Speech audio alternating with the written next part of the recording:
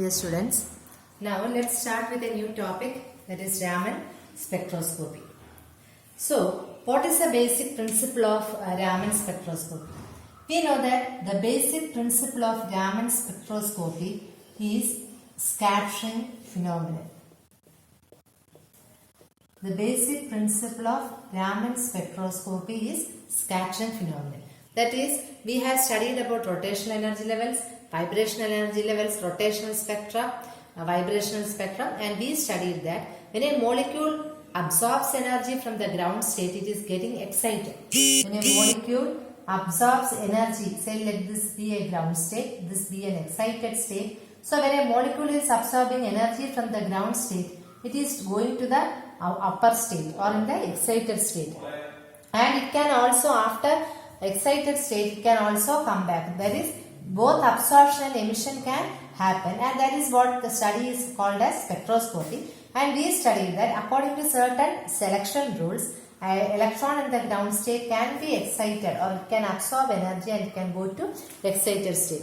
And it can happen, there can be rotational energy states and also vibrational energy states, and we can get the corresponding rotational spectrum and the vibrational spectrum. Now, difference of that with respect to a Raman spectroscopy is, Raman spectroscopy is mainly a scattering phenomenon. Okay, and we all know that Raman spectroscopy, the study behind it was by C.V. Raman in 1928, and in 1930 he was awarded the Nobel Prize for the Raman studies. Okay, by Sir C.V. Raman.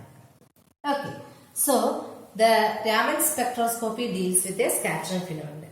So before going to the study of the principle, let us see what do you mean by scattering of light. What are the things that is happening to the scattering of light? In case of scattering of light, there can be mainly two things can happen. The very common name, one is elastic scattering and another is inelastic scattering, or we can say elastic collision and inelastic collision. See, elastic collision or elastic scattering, here the energy or momentum is not changing.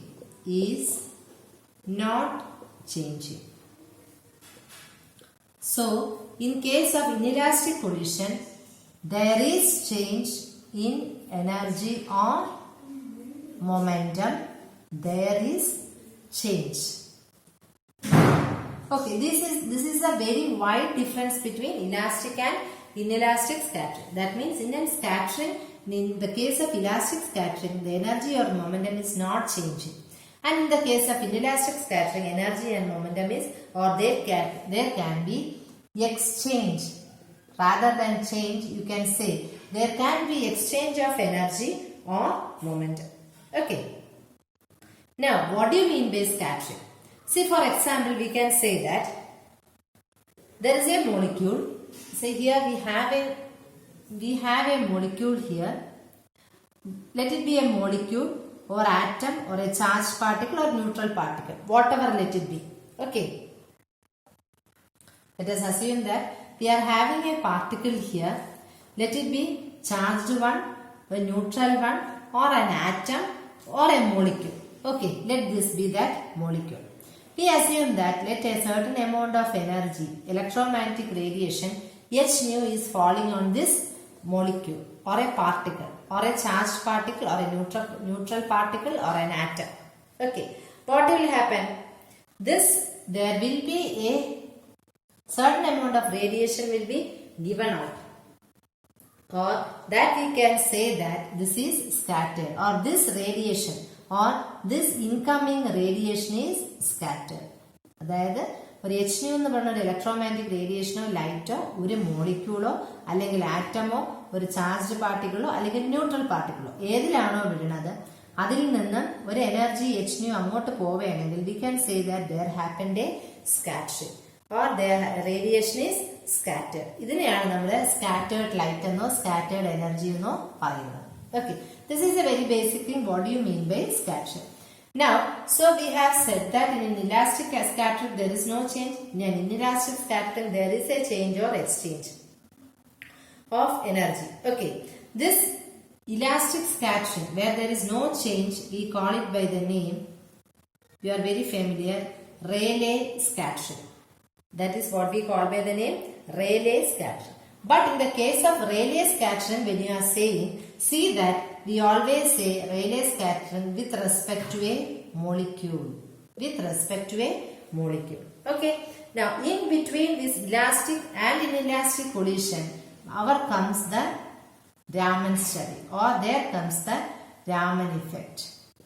So, in between this elastic and inelastic, see here we are saying that we are going to have a molecule, or we are going to have a particle, or we are going to have a molecule, and we are assuming that a certain light of energy, say h nu, is incident on this molecule.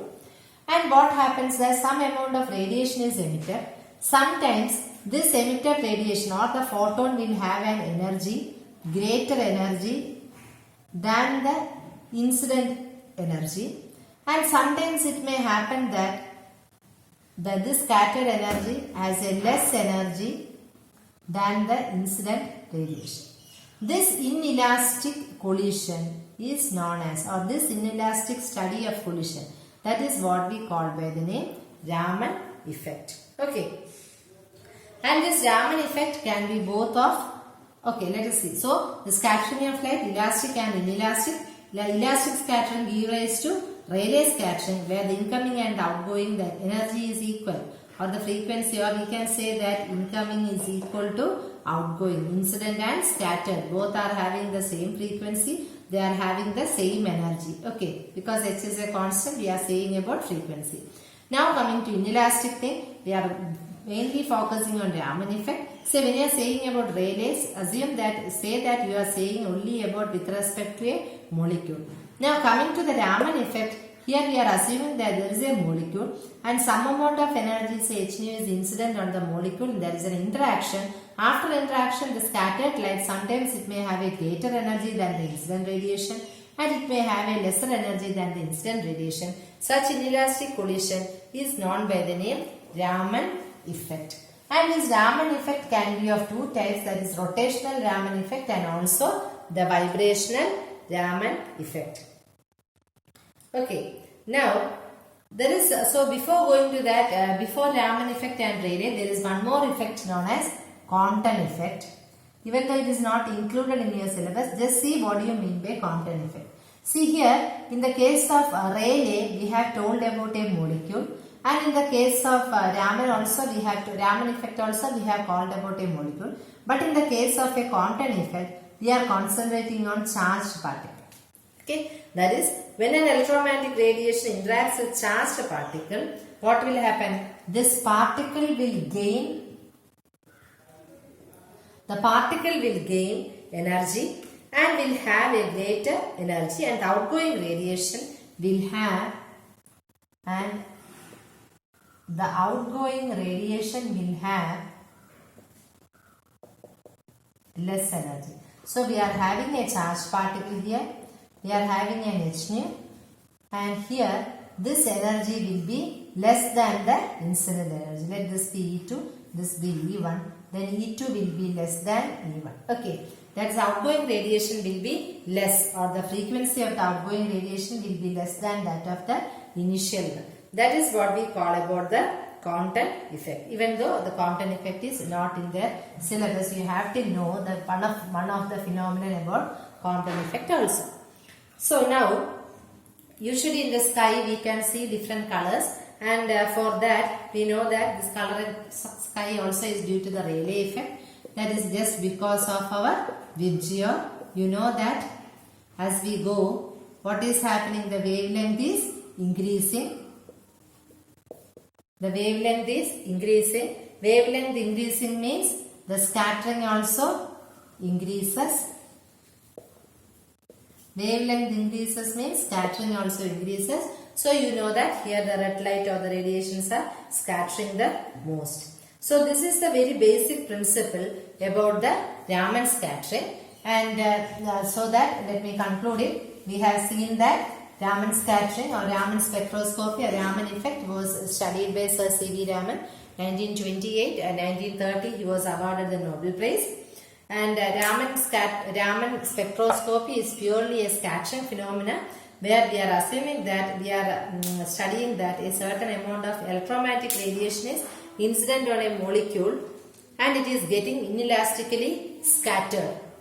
Inelastic scattering means energy and momentum. There is exchange of energy happening, and this is what this effect is known as Raman effect.